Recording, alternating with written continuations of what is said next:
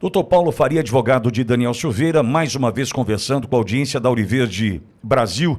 Doutor, desejo que esteja tudo bem por aí. A gente sabe que tem problemas, o senhor está enfrentando também uma barra aí na família. Desejo que esteja tudo bem, doutor. Seja bem-vindo. Bom dia, Pitoli. Bom dia, audiência da Auriverde. É uma honra estar novamente aí com vocês para falar sobre Daniel Silveira. A gente já tentou, diante de todas as análises que já fizemos, entender o que acontece. Doutor, não há nada além de uma perseguição política, uma vingança. É isso que a gente tem aqui como análise final, de uma maneira sucinta, sintetizada. A gente não encontra outra alternativa. É vingança, é perseguição e é política, hein, doutor? Você sofre com dores nas juntas e nas articulações? Quer se livrar deste desconforto? Então preste atenção neste recado que vai transformar a sua vida. Eu quero te apresentar o Nato Shark, que é um potente combinado de suplementos com os melhores ingredientes do mercado e que certamente vão te auxiliar a retomar a sua qualidade de vida. Nato Shark é produzido por uma empresa que compartilha dos nossos valores. Cabe a nós apoiar e incentivar quem está do nosso lado. E com detalhe, ouvinte Auriverde tem condição especial. Não demora não. Pode clicar agora no link que está aqui na descrição do vídeo e dar o primeiro passo no caminho para se livrar destas dores e retomar a sua qualidade de vida. A minha dica para você é Nato Shark. Olá, sou Érica Diógenes, farmacêutica, doutora em desenvolvimento e inovação tecnológica em medicamentos e estive à frente... É pessoal, Alexandre, é pessoal. Ficou escancarado agora a perseguição pessoal. Por que é pessoal?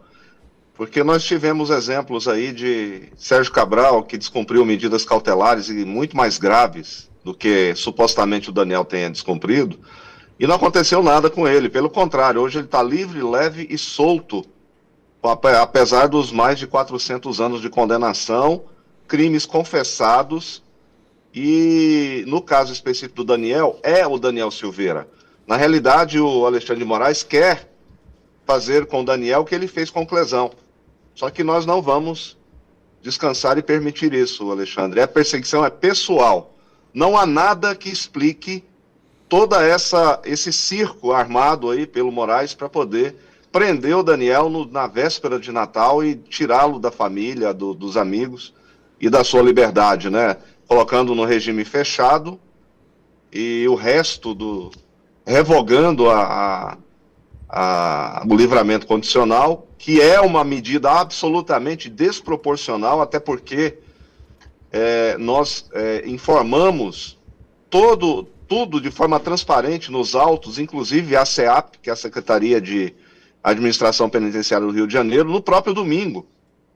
Eu não informei antes, Pitoli, porque, por exemplo, ocorreu o fato à noite e eu soube pela manhã, mas eu não estava próximo ao escritório, trabalhando com o meu token para poder assinar a petição, para poder enviar. Então eu consegui fazer isso no final do dia, né? Até porque advogado no recesso tem que ter pelo menos uma meia hora aí de paz, mas esse cidadão aí não dá uma paz para ninguém, e nem darei paz para ele também. Doutor, e aí? O que acontece daqui para frente? Daniel volta ao sistema fechado?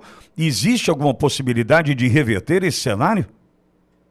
Ele está no regime fechado, né? É o desejo mais insano e sádico de Alexandre de Moraes com o Daniel Silveira. Isso aí deve ser tara, só pode, não tem explicação.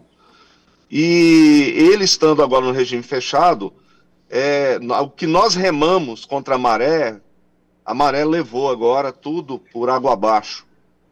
É impressionante. Então, agora nós começamos, ontem mesmo eu já fiz um embargo de declaração da decisão dele que disse que houve perda de objeto ou houve prejudicialidade por conta da audiência de custódia. Mas eu quero dizer, Pitoli, que uma medida drástica como a revogação de livramento condicional, a lei, a LEP, ela diz claramente que o juiz deverá imposição, deverá intimar a defesa para uma audiência de justificação, para que sejam apresentadas as justificativas e todos os documentos necessários para que antes da revogação a defesa técnica tenha que ser ouvida. E isso não ocorreu. Inclusive ontem nos embargos eu juntei o precedentes do STJ, Superior Tribunal de Justiça, dessa obrigatoriedade. Porque se não houver essa obrigatoriedade, há o que nós chamamos de constrangimento ilegal. E o constrangimento ilegal, em tese, caberia habeas corpus, mas nós sabemos que o habeas corpus é abolido ali no STF contra atos dos seus próprios membros. Então, sinceramente, eu espero que ele atente a esse detalhe da lei, que é uma esperança quase que remota, mas que nós estamos fazendo de tudo dentro da legalidade, do direito, para poder reverter isso. É desproporcional, porque foram impostas 12 medidas, 12, e uma delas ele utilizou para revogar, antes sequer de ouvir a defesa em uma audiência de justificação. Isso é obrigatoriedade legal. Ele violou, novamente, o devido processo legal. Ele violou a ampla defesa contraditória. Então ele tomou uma decisão de ofício. Nem sequer a Procuradoria-Geral foi ouvida antes da revogação. Então é impressionante a gana pessoal, a perseguição que ele faz com o Daniel Silveira, que é o seu preso de estimação. E aí destroçou a família, destroçou os amigos, tudo. Acho que boa parte do Brasil ficou realmente com um Natal triste por conta dessa atitude leviana, irresponsável, ilegal, irracional desse cidadão vestido de toga. Doutor, um colega do senhor de profissão, Cláudio Cofani, aqui conosco. Cláudio, o doutor Paulo Faria, na tua escuta. Bom dia, doutor Paulo. Como advogado, eu parabenizo e agradeço a honra do senhor representar a nossa categoria, pois é o que o senhor falou. No recesso, nós, advogados, teremos que ter um período, pelo menos, para poder descansar. E o senhor, aí na véspera do Natal, já sendo acionado para mais um abuso de autoridade, porque, como o senhor falou, vamos deixar bem claro para a nossa audiência. Doutor, um juiz normal, julgando uma informação de que, eventualmente, há suspeita de que alguém em prisão domiciliar ou teria descumprido uma das 12 condicionantes que foram impostas, ele prenderia de ofício ou ele teria que fazer audiência? A primeira coisa é só para repetir para a audiência ouvir. Depois eu tenho uma segunda questão. Doutor Cláudio, bom dia, uma honra falar com o colega novamente. O Superior Tribunal de Justiça, ele tem uma gama de precedentes que diz claramente que é ilegal você prender, você revogar uma medida como o livramento condicional, que envolve uma regressão de regime, é algo muito gravoso. Então, a lei determina que o juiz de verdade, não esse que está aí, ele tem que intimar a defesa para que a defesa participe de uma audiência de justificação, inclusive em defesa oral, para que o juízo, depois dessa audiência de justificação, ouvindo ainda o Ministério Público, ele tome a decisão de revogação da medida. Ele pode também, de ofício, fazer isso, mas ele não pode prender primeiro para depois averiguar. O que ele suscitou de irresponsavelmente na decisão? Ele duvidou que o Daniel Silveira tenha ido ao hospital. Ele duvidou, inclusive questionou a urgência. Agora, ele é médico também. Ele quer ser médico. Porque ele duvidou, ele disse que não via, não entendia que a medida fosse de urgência. Doutor, e perdão interrompê-lo, o senhor já tinha apontado problemas renais enfrentados pelo Daniel Silveira na cadeia, né? Sim, em julho, no final de julho, início de agosto, ele já teve esse problema lá em Bangu, e eu requisitei, via ofício, a SEAP, que enviasse todo o histórico médico do Daniel. E aí, no dia 29/7, teve uma consulta lá, inclusive foi classificado como urgência. E eu peguei esse laudo, no dia 28 de agosto, encaminhei ao sujeito aí, para ele tomar providências. Quais as providências que tinham que ser tomadas? Ele tinha que fazer tratamento nefrológico. Por isso que ontem eu desejei a ele uma noite, um dia de cálculo renal movendo dentro do seu corpo, para ele entender a gravidade do que ele está fazendo. O que ele quer? Ele quer matar o Daniel Silveira na prisão? Ontem à noite, eu publiquei, ele esteve no hospital ontem, ele passou mal ontem novamente. Ele foi levado à UPA, que fica dentro do complexo. Ele passou mal, ele está com cólica, com crise renal, e aí o emocional também ajuda, né? Mas ele também ainda está urinando sangue. É hemácias no sangue, hemácias na urina, é sangue. Então, eu só tenho uma explicação. O Alexandre de Moraes quer fazer com o Daniel o que ele fez com o Clezão. Ou seja, ele quer matar o Daniel Silveira dentro da prisão. É impressionante. Então, doutor Cláudio e Pitoli, ele sabe de tudo. Ele só finge demência para poder não tomar providência, porque é o Daniel Silveira.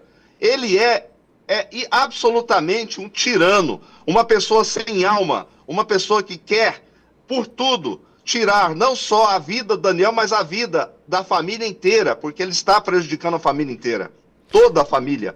Imagine a situação da filha, das filhas, da mãe, que durante mais de 2 anos chorou dia após dia, vendo o seu filho preso, sem crime algum. Então é revoltante.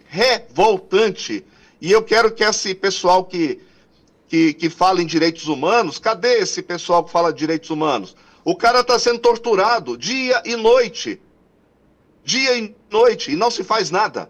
Então, tudo foi denunciado, tudo está registrado, doutor Cláudio. Então, ele tinha que ter intimado a defesa antes de revogar de ofício o livramento condicional e mandá-lo para o regime fechado, doente. Daniel Silveira está doente, com doença crônica renal, ele precisa de cuidados médicos. E não é lá dentro do presídio, dentro de Bangu, que ele vai ter isso. E o Moraes sabe disso, ele tem ciência disso, mas o que ele quer é matar Daniel Silveira. E doutor, eu assisti, como grande parte dos brasileiros, a informação transmitida via Globo News, que me parece que é a imprensa oficial do ministro Alexandre de Moraes. Eles chegaram a pôr imagem do laudo do atestado médico, dizendo que entrou tal horário, que saiu tal horário. Aí depois um cidadão, e eles fazem com um sorriso irônico e sádico. Mas ele se deslocou aqui, ficou não 20 minutos, mas 2 horas. Eles têm acesso aos detalhes. O senhor teve acesso a todos esses detalhes antes deles, doutor? Essas informações que a Globo News solta? Doutor Cláudio, eu tive acesso à fonte. Qual foi a fonte? A esposa. Eu tive acesso, eu conversei com o Daniel no domingo, ele me explicou tudo o que aconteceu. Eu expliquei isso para esse sujeito. Coloquei lá no dia, coloquei o laudo, coloquei. Quem é jornalista para poder questionar laudo? E exato. Outra, esse pessoal não sabe fazer conta. Por quê? Quando você é liberado do hospital, você sai imediatamente no mesmo segundo? Normalmente, quando alguém tem crise renal, ele fica extasiado, ele fica numa transição entre o anormal para o normal. Agora, essa anormalidade é utilizada para poder gerar clique, gerar audiência. Então, o que esse pessoal fez aí é o suprassumo da burrice e da ignorância. Por quê? Quando o Daniel passou mal, a primeira coisa que ele fez foi ligar para mim. Isso foi às 20 horas e 41 minutos, ele ligou para mim, relatou, e eu disse, corre para o hospital. Se houver uma ultrapassagem de horário, pegue todos os documentos médicos para que seja informado no processo que ocorreu, porque você não está dolosamente, ou seja, com aquela vontade de descumprir. Doloso, é quando você tem aquela ânsia, aquela vontade de descumprir. E aí você não tem esse dolo, então a gente vai justificar. Amanhã, quando eu voltar do meu passeio, eu vou, porque era recesso, né? Eu vou informar no final do dia, eu informo ao ministro, eu oficio a SEAP. E foi isso que fez. Ele saiu às 20h50 e alguma coisa, foi buscar a esposa. Por que ele foi buscar a esposa em outro local? Porque a esposa não queria mais nem pisar no local lá onde é que ele reside, lá no bairro de Araras. Por quê? Porque é um local de superexposição, um local que não tem segurança, e eu, há mais de 2 meses, venho falando, doutora, procure um local para que vocês fiquem quando o Daniel sair. Procure, não fique nesse local porque é inseguro. Há mais de 2 meses eu venho pedindo. E ela, não se sentindo insegura, ela foi para outro local. Ela ficou, acho que na casa de uma prima, alguma coisa assim, aguardando o Daniel. O Daniel saiu, passando mal, foi até lá, que o primo dele levou, o sobrinho, levou até aonde a doutora Paola estava.